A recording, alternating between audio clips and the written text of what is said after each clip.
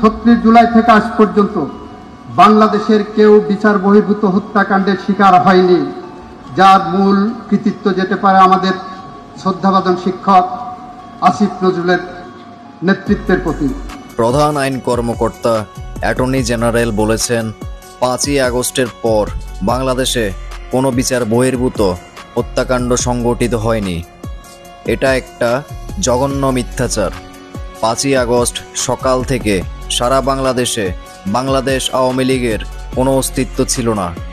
সকাল থেকে পুরো বাংলাদেশ দখল নিয়েছিল স্বাধীনতা বিরোধী জঙ্গি সংগঠনগুলি, যাদের হাতে ইতিমধ্যেই 1700 জন পুলিশ সদস্য, কয়েক শত সনাতনী ধর্মাবলম্বী, কয়েক হাজার আওয়ামী লীগের নেতাকর্মীদের জবাই করে হত্যা, পুড়িয়ে হত্যা, পিটিয়ে হত্যা করে উল্টো করে ঝুলিয়ে রাখা, গুলি করে হত্যার ঘটনা ঘটেছে, যা গোটা বাংলাদেশের মানুষ এবং বিশ্ববাসী সোশ্যাল মিডিয়ার মাধ্যমে দেখেছে।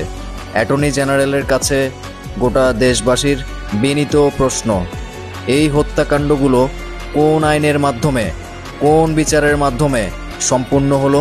5ই আগস্টের পর আজ অবধি বাংলাদেশের সনাতন ধর্মাবলম্বীদের মন্দির ভাঙা, ঘরবাড়ি লুট ও জ্বালিয়ে দেওয়া, হাজার হাজার আওয়ামী লীগের নেতাকর্মীদের বাড়িঘর লুট, ভাঙচুর ও অগ্নিসংযোগ কোন বিচারের আওতায় সম্পন্ন হয়েছে?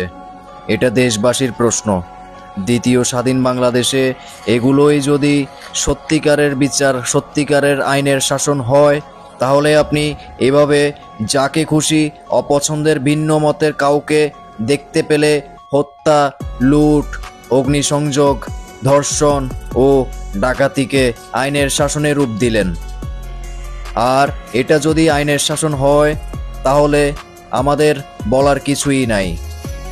আর যদি এটা আইনের শাসন না হয়, এই জঘন্য মিথ্যাচারের জন্য প্রধান আইন কর্মকর্তার উচিত গোটা দেশবাসীর কাছে ক্ষমা চেয়ে পদত্যাগ করা।